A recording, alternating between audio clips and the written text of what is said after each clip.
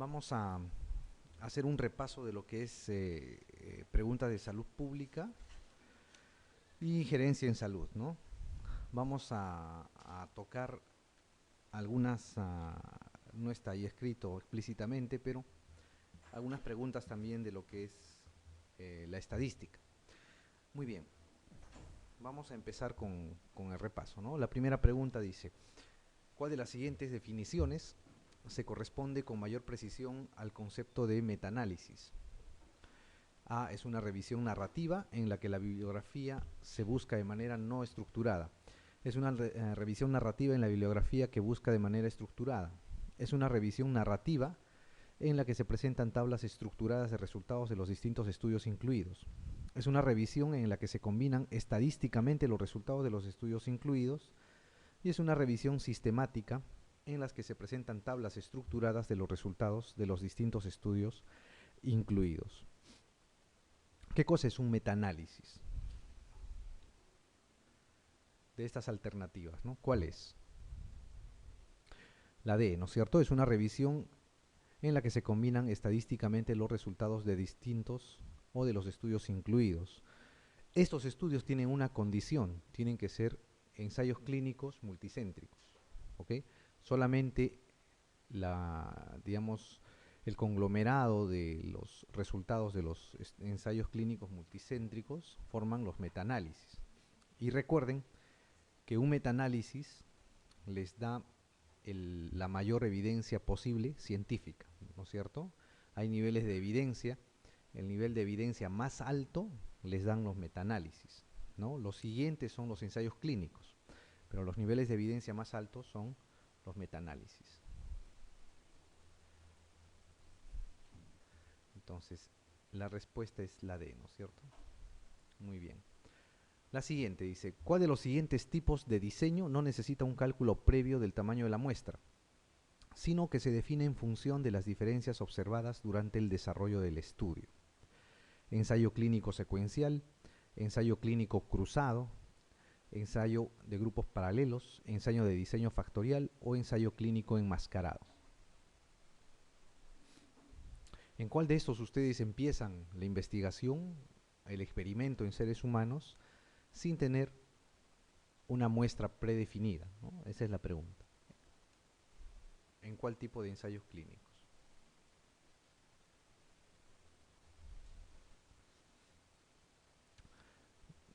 Bien, miren, vamos a dar algunos conceptos. Los ensayos clínicos ustedes saben que son experimentos en humanos, ¿no es cierto? Esa es la definición de un ensayo clínico. Todo ensayo clínico, en general es preferiblemente que esté enmascarado. Algunos, pocos estudios son no enmascarados, los que tienen que ver con drogas o medicamentos que pueden ser potencialmente tóxicos, o se están estudiando factores de riesgo vital, o sea, por ejemplo, están estudiando tratamiento en cáncer, ¿no es cierto? Entonces, el hecho de que los pongan en un tratamiento o en otro puede definir el tema de la supervivencia o no. Entonces, en ese caso, muchas veces es no enmascarado. Pero en general, los ensayos clínicos son enmascarados. Uno, los ensayos pueden ser cruzados o pueden ser paralelos. Los ensayos cruzados son aquellos en los que a un mismo sujeto de estudios ustedes le van a dar en forma secuencial, le pueden dar el tratamiento placebo y después el tratamiento de control y después el tratamiento de estudio, ¿no? Se usa en estudios de medicamentos o de drogas en enfermedades de larga evolución, de larga data. Por ejemplo, artrosis, ¿no es cierto? En una artrosis el paciente va a tomar durante un tiempo muy prolongado los medicamentos. Pueden usar en ese mismo paciente el placebo, el tratamiento con una droga estándar y el tratamiento con la droga nueva y ver cómo reacciona. Uno. Los ensayos clínicos de grupos paralelos son aquellos en que a un grupo determinado le dan un medicamento y al otro grupo le dan otro medicamento, ¿no? Y no se cruzan entre ellos, ¿no? Son paralelos. Esos son los dos tipos de ensayos. Y el ensayo clínico secuencial, okay, es aquel ensayo en el que ustedes van ingresando a los pacientes según van llegando. O sea, dicen que van a estudiar a todos los pacientes con diagnóstico de cáncer durante los 5 años que vienen. Entonces, todo paciente que llegue a esa institución lo van ingresando al estudio. ¿Ok? Entonces, a eso se llama un ensayo clínico secuencial y por ende no necesita un cálculo previo del tamaño muestral. ¿Ok? Esa es la característica de los ensayos clínicos secuenciales, ¿no? No requieren la identificación de un tamaño muestral previo. Bien. La siguiente, la 3 dice, le encargan el diseño de un ensayo clínico en el que es muy importante que un factor pronóstico se distribuya por igual en los dos grupos de tratamiento. El método de aleatorización que usted utilizaría es, dice, aleatorización simple, aleatorización por bloques, aleatorización estratificada, aleatorización centralizada, dice el otro, y aleatorización ciega, ¿no? Que es la ocultación de la secuencia de aleatorización. ¿Qué tipo de aleatorización deberían usar? ¿No? Van a hacer una investigación en seres humanos, pero les dicen hay un factor pronóstico que van a estudiar. Ese factor pronóstico tiene que estar distribuido de manera uniforme en ambos grupos de tratamiento, ¿no? ¿Qué usarían? La simple, la por bloques, la estratificada, la centralizada o la aleatorización ciega.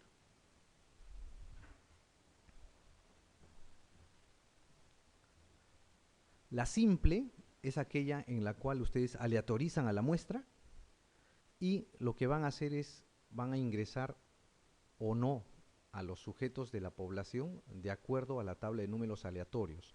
O más fácilmente, de acuerdo al sorteo que ustedes hagan con una moneda, por ejemplo. O sea, cada grupo, cada persona de la población tiene la misma posibilidad de entrar a la muestra que el resto, ¿no? Esa es la aleatorización simple. Muy bien. La aleatorización por bloques es cuando ustedes quieren estudiar, quieren formar dos grupos, pero esos dos grupos tienen que tener un igual número de sujetos. Ojo, es número, ¿ya? Cuando hablamos de que tiene que tener igual número de sujetos, es por bloques. Si es estratificada, es cuando a ustedes lo que les interesa es que una determinada característica de la población se distribuya de manera simétrica en ambos grupos. ¿Ok? Entonces, en ese caso usarían la aleatorización estratificada, ¿no? La respuesta acá es la C. Muy bien. La pregunta 4 dice, en una revista biomédica se publica un estudio en el que los autores notifican el resultado de coste años de vida ganados. ¿De qué tipo de análisis de evaluación económica se trata? Coste de la enfermedad, coste efectividad, coste beneficio, coste consecuencia o coste utilidad. Miren, cuando les venga este tipo de preguntas, este tipo de preguntas es muy frecuente que las hagan en el MIR. ¿Okay? Últimamente está entrando mucho este tipo de preguntas. No sería raro que les pregunten algo así ahora. Lo que les están preguntando acá es la evaluación económica respecto a los servicios de salud que se dan. Para evaluar económicamente un servicio de salud se tiene tres tipos de evaluaciones que son las más usadas. El coste efectividad, el coste beneficio y el coste utilidad. ¿Ok? Esos tres. El coste de la enfermedad es solamente el análisis del costo en dinero que le resulta al paciente o al Estado o a una institución el tratar a un paciente. Pero cuando se habla de análisis y de relación se usa estos tres: coste efectividad, coste beneficio y coste utilidad. Okay. ¿Qué van a saber ustedes? El coste efectividad relaciona dinero gastado versus resultados, o sea, vida o muerte del paciente, cantidad de años de sobrevida, presencia o no presencia de complicaciones. ¿Ok? O sea, resultados. El coste utilidad relaciona dinero gastado con calidad de vida. Puede estar vivo o no, eso es lo que le interesa al coste efectividad, ¿no es cierto? Vivo o muerto. Pero al coste utilidad lo que le interesa es esa persona viva, qué tipo de calidad de vida tiene. ¿Ok? Y el coste-beneficio relaciona dinero gastado, ¿ok?,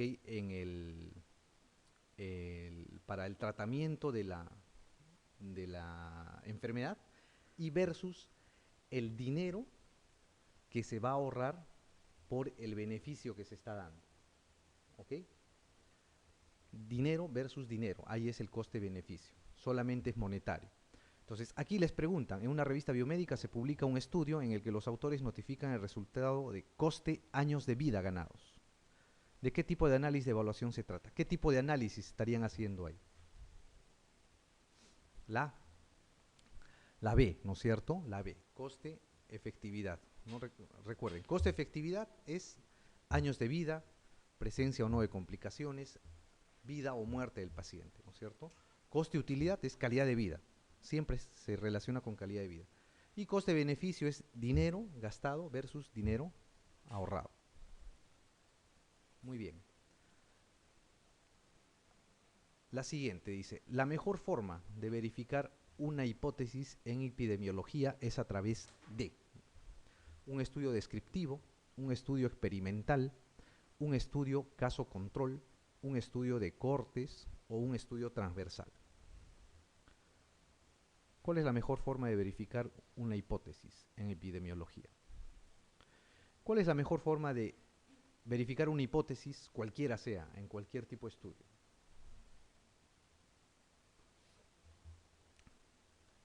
¿Cuál es el nivel más alto, digamos, de complejidad que se puede dar en un estudio o en una investigación? Cualquiera sea, no solamente sea epidemiológico, ¿no? ¿Cómo demuestran algo? Tienen que hacer un experimento, ¿ok? Entonces, los estudios experimentales son los que tienen o son la mejor forma de verificar una hipótesis o responder a una pregunta determinada, ¿ok? En los estudios descriptivos, los casos controles de cortes o los estudios transversales pueden darles cierta asociación, ¿ok?, entre una causa y un efecto, ¿ok?, a lo más. Pero para verificar una hipótesis, ¿no?, decir causa-efecto o asociación central, eso se tiene que hacer mediante un estudio experimental siempre. Bien, la pregunta 6 dice, ¿cuál es la forma correcta de manejar las pérdidas en pacientes en un ensayo clínico? Reemplazarlos, tratar de evitarlas recordando a los pacientes su compromiso de participación en el estudio. No hay un procedimiento adecuado. Si se producen pérdidas, dan lugar al fracaso del estudio. Tener en cuenta las pérdidas previsibles al calcular el tamaño muestral. Reemplazarlos, pero asignándolos al azar a uno o a otro grupo. Esto ya se vio, ¿no es cierto? ¿Cuál era? La D, ¿no es cierto? Tener en cuenta las pérdidas previsibles al calcular el tamaño muestral, ¿no es cierto? Esa era. Y tener en cuenta las pérdidas previsibles era sumarle o aumentarle un porcentaje al tamaño muestral calculado, ¿no? ¿Se acuerdan cuál era? 10, ¿no es cierto? El 10%, hay que aumentar el 10%. Muy bien. La siguiente dice, el tipo de análisis de evaluación económica que cuantifica los resultados sanitarios en una medida que a una cantidad y calidad de vida responde a análisis coste-efectividad, coste-consecuencia, coste-utilidad, coste-beneficio o estudio del coste de la enfermedad. ¿Cuál es? ¿No? Ya hablamos hace un par de minutos. ¿Cuál sería? Coste-utilidad, ¿no es cierto? Acuérdense, calidad de vida es básicamente coste-utilidad. Muy bien.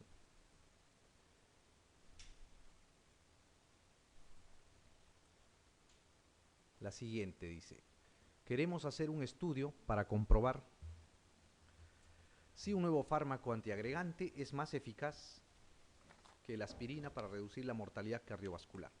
Para poder planificar el estudio necesitamos saber cuántos pacientes debemos incluir. ¿Cuál de los siguientes parámetros no influye en el cálculo del tamaño de la muestra?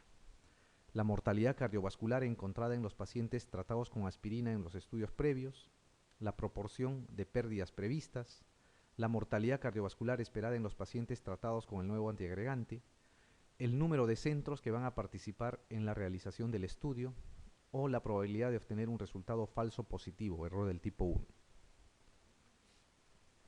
¿Cuál sería?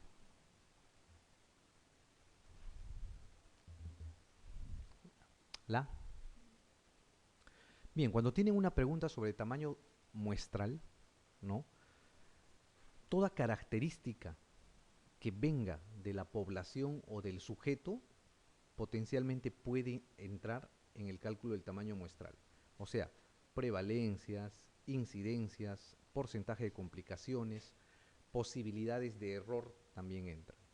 Lo que no entra en el tamaño muestral es la planificación secundaria al tamaño de la muestra, o sea, dónde van a realizar el estudio, cómo van a distribuir su población, dónde los van a captar, qué criterios de inclusión van a emplear para hacer ese estudio. ¿Okay? Eso no incluye o no influye en el cálculo del tamaño de la muestra. ¿Okay? Pero sí cualquier característica que tenga relación con el sujeto o con la enfermedad o con el padecimiento que ustedes van a estudiar. De estas, a ver, dice, la mortalidad cardiovascular encontrada en los pacientes tratados con aspirina en los estudios previos. ¿Tendrá que ver o no?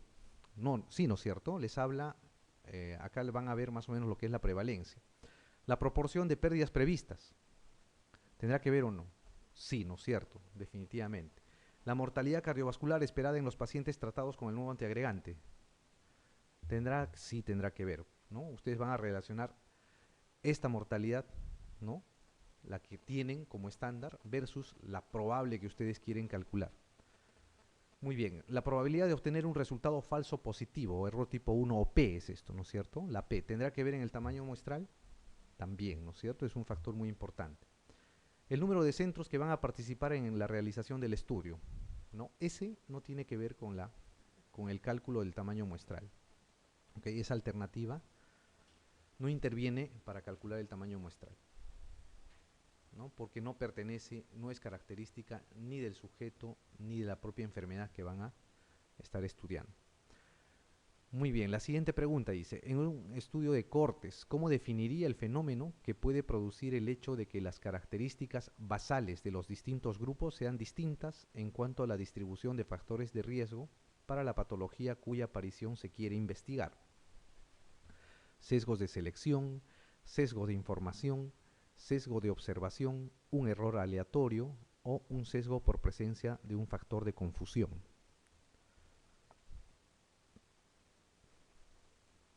La pregunta es, ¿no? ¿Cómo definiría el fenómeno que puede producir el hecho de que las características basales de los distintos grupos sean distintas en cuanto a la distribución de factores de riesgo para la patología cuya aparición se quiere investigar? Cuando ustedes quieren hacer un estudio de corte, cogen una población que está expuesta a un factor de riesgo y van a hacer el seguimiento a las personas expuestas a ese factor de riesgo para ver quiénes hacen la enfermedad y quiénes no hacen, ¿no es cierto? Eso es un estudio de corte. Lo que les dice es que ustedes hacen el diseño del estudio de corte, pero en vuestros grupos de estudio lo que hay o lo que existe es que las características basales, o sea, la presencia o no del factor de riesgo, la asociación o la exposición al factor de riesgo no es igual en los grupos que ustedes han creado, ¿no? ¿Por qué se produce esto?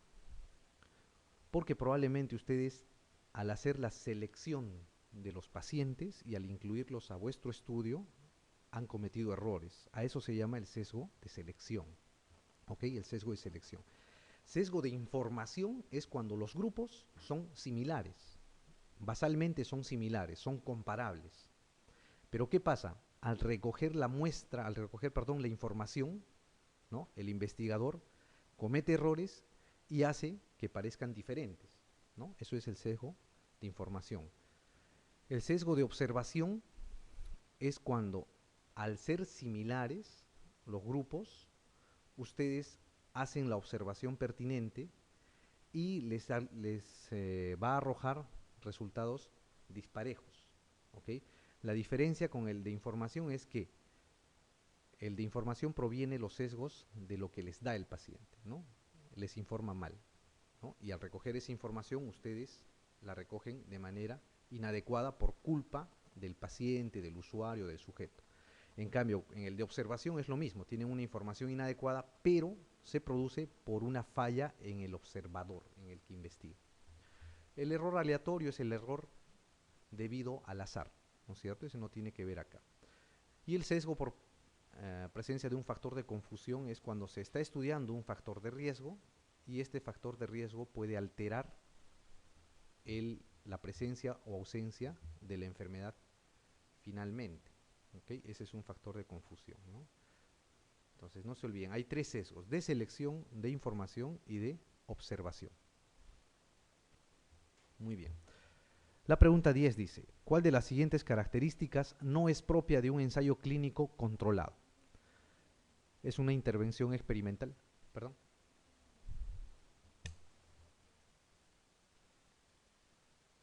Vamos a ver la pregunta 10. Dice, ¿cuál de las siguientes características no es propia de un ensayo clínico controlado? Una intervención experimental, tratamiento asignado según el criterio del investigador, participación voluntaria del sujeto, asignación aleatoria de las distintas posibilidades de tratamiento en estudio o enmascaramiento de la medicación. No. ¿Cuál de las siguientes características, dice, no es propia de un ensayo clínico controlado? A ver, un ensayo clínico, ¿es un experimento? Sí, ¿no es cierto? Es una intervención experimental. Bien. En general, los ensayos clínicos, en general, ¿tienen que estar enmascarados o no? Sí deben estar enmascarados, ¿no es cierto? Deben estar enmascarados. Muy bien.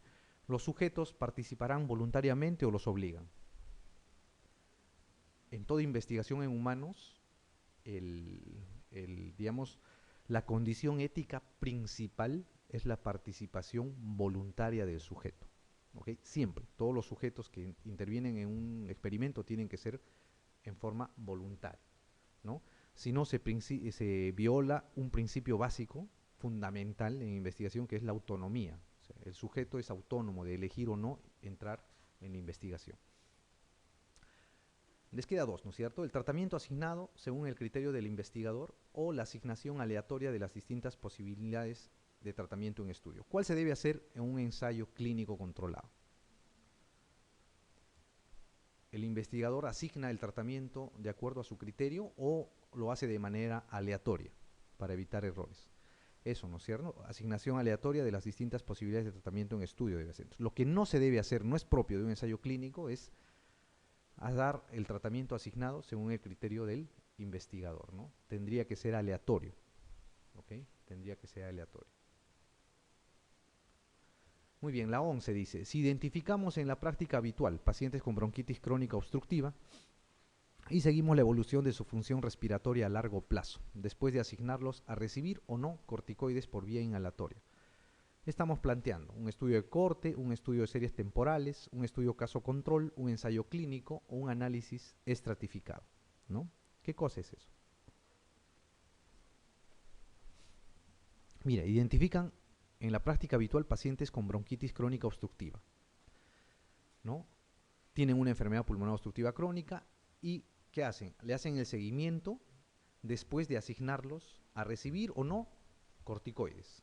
O sea, dividen a esos pacientes en dos grupos, unos que reciben corticoides y otros que no reciben corticoides. Y les empiezan a dar corticoides en forma inhalatoria.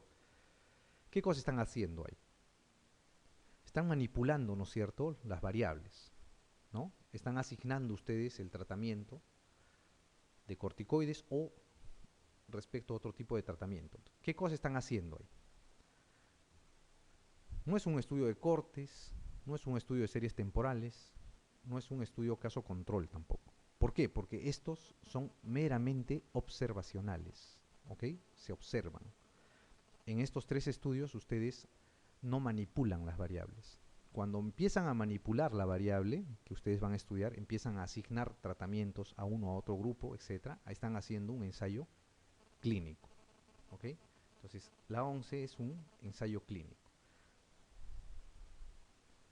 Si la pregunta fuera de que encuentran pacientes con enfermedad pulmonar o bronquitis crónica obstructiva y los dividen de acuerdo a si reciben o no corticoides, si están tomando o no corticoides, podría ser un estudio observacional, pero acá ponen ustedes que ustedes están asignando a recibir o no corticoides por vía inhalatoria, ¿no? Cuando el investigador manipula las variables, se habla de un ensayo clínico. Muy bien, la 12 dice, identificamos en la práctica clínica habitual una población definida de pacientes con artritis reumatoide, que no han respondido a un tratamiento con metrotexate y que según criterio clínico reciben tratamiento o bien con etanercept o con infliximab. Seguimos la evolución de la respuesta clínica de la enfermedad a largo plazo con el objetivo de realizar una comparación entre ambos grupos. En este caso estamos planteando un A, estudio de cortes, B, estudio de coste-efectividad, C, estudio caso-control, D, ensayo clínico pragmático o naturalístico, o E, un estudio ecológico.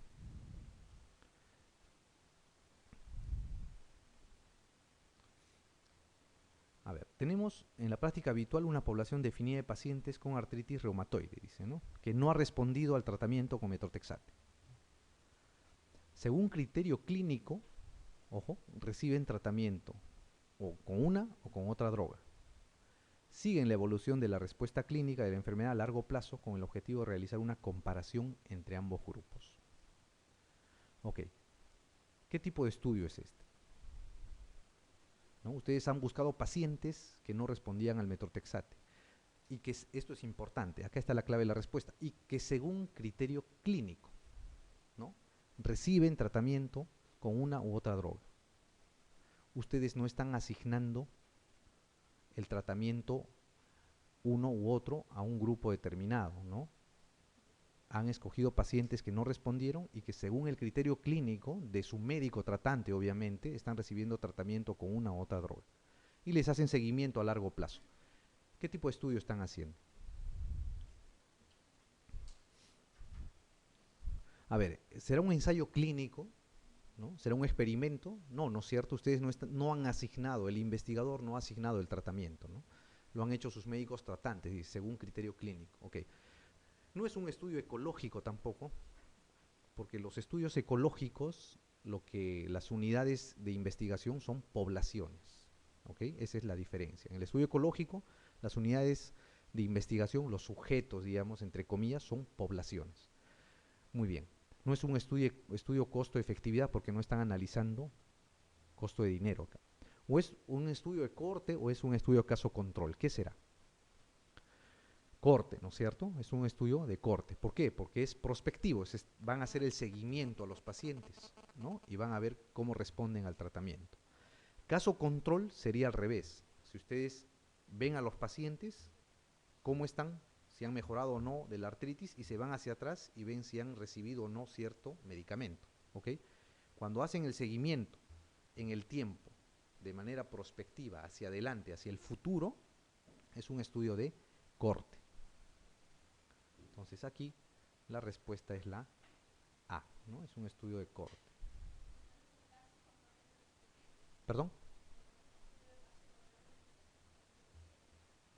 Es un estudio de cortes prospectivo, ¿a eso te refieres? Claro, el estudio caso control en general es retrospectivo, ¿no? Hay veces, ojo, hay veces, los estudios caso controles tienen, vamos a ver más adelante algunas preguntas, tienen algunas variantes, ¿no? Donde se puede fusionar algunas cosas. Por ejemplo, tienen un estudio caso control y les van a hacer un seguimiento corto en el tiempo, hacia el futuro, pero esencialmente buscan los antecedentes. Puede haber eso. Pero los casos y controles son retrospectivos. ¿Por qué? Porque ustedes tienen el caso, tienen a los controles y se van hacia atrás buscando factores de riesgo, ¿no? Preguntan al paciente si estuvo o no expuesto al factor de riesgo. En el estudio de corte es al revés. Ustedes cogen la población y hacen el seguimiento a los pacientes a ver si desarrollan o no la enfermedad, ¿no es cierto? Es hacia adelante. Muy bien. La 13 dice, señale la respuesta correcta. Un estudio en el que se seleccionan dos grupos de sujetos, uno formado por enfermos y el otro por personas libres de la enfermedad de interés, en el que se compara la exposición a posibles factores de riesgo en el pasado. Es un estudio retrospectivo de doble corte, un ensayo de campo, un estudio retrospectivo de una serie de casos, un estudio transversal, un estudio de casos y controles, ¿no? ¿Qué cosa es? El enunciado es el concepto, la definición de un estudio de eso, ¿no es cierto? De casos y controles, ¿no? ¿Qué cosa es un estudio de caso y control? Es un estudio en el que se les seleccionan dos grupos de sujetos, uno formado por enfermos y el otro por personas sanas, ¿ok?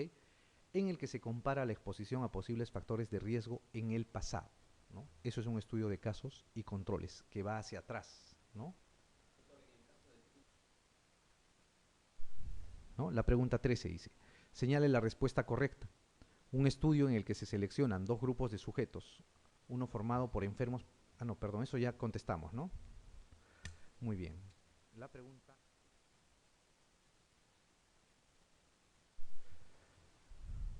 La 14 dice, ¿cuál de los siguientes estudios es aquel en el cual los participantes reciben todas las opciones en estudio en diferentes momentos a lo largo de la experiencia? ¿Ok?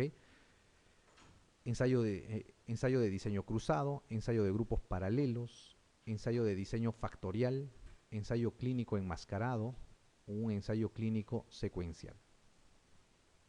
Dice, ¿cuál de los siguientes estudios es aquel en el cual los participantes reciben todas las opciones en estudio en diferentes momentos a lo largo de la experiencia? Ensayo de diseño cruzado, de grupos paralelos, de diseño factorial, clínico enmascarado o clínico secuencial. Había tres que tenían que recordar, ¿no es cierto? Diseño cruzado, diseño de grupos paralelos y ensayo clínico secuencial. El ensayo de grupos paralelos, recuerden, es aquel ensayo clínico en el cual ustedes forman dos grupos y a un grupo le asignan un tratamiento y al otro le asignan otro tratamiento y esos no se cruzan entre sí, ¿no? A lo largo del tiempo reciben el mismo, cada uno el tratamiento respectivo. No es un ensayo de diseño factorial, los ensayos clínicos en general son enmascarados, ¿no? Acá no les mencionan si es que tiene esa característica o no. Les quedaría dos alternativas, el ensayo de diseño cruzado o el ensayo clínico secuencial, ¿no? Podría parecer por la definición, por lo que les dicen, que ese es un ensayo clínico secuencial, ¿no es cierto? ¿Por qué? Porque van a recibir el mismo tratamiento o todas las opciones de tratamiento a lo largo del estudio.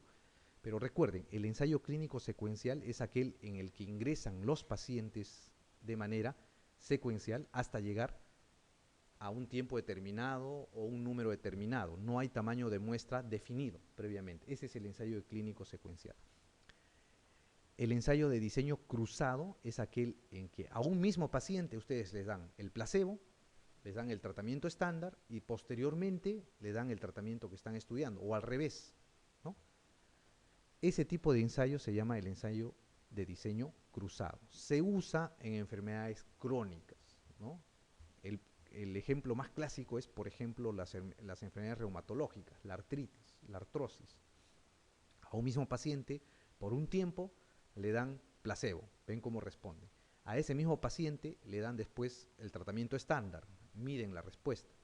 Y pasado un tiempo le dan el tratamiento que están ustedes estudiando y miden la respuesta. ¿Okay? A ese tipo de diseño se le llama el ensayo de diseño cruzado. Tres tienen que recordar, no se olviden. El ensayo de diseño cruzado, el ensayo de grupos paralelos y el ensayo clínico secuencial. Esos tres tienen que tener en cuenta.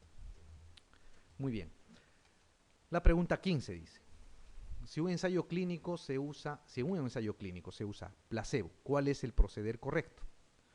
Por respeto a los principios bioéticos, comunicárselo a los sujetos que vayan a recibirlo. No comunicárselo a los sujetos, ya que en caso contrario se pierde el efecto placebo. Comunicárselo a los sujetos una vez concluido el estudio.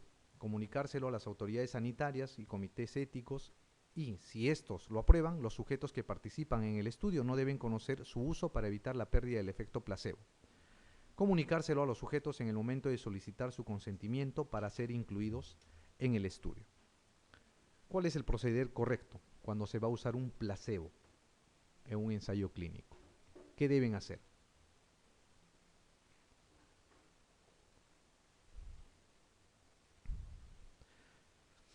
Cuando se usa un placebo, los sujetos deben estar enterados que tienen la posibilidad de recibir ese tratamiento.